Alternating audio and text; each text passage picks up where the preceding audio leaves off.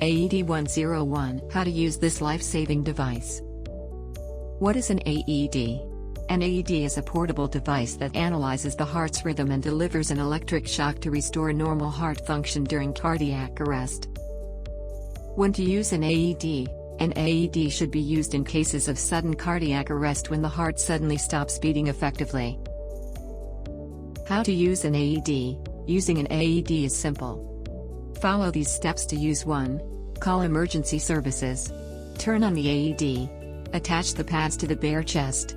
Follow the voice prompts from the AED. Continue CPR if instructed by the AED until emergency services arrive. Importance of AEDs. AEDs can be the difference between life and death in cases of sudden cardiac arrest. It's important to have them readily accessible in public places and to be trained on how to use them. Learn how to use an AED with American Healthcare Academy's nationally accredited CPR and AED course today.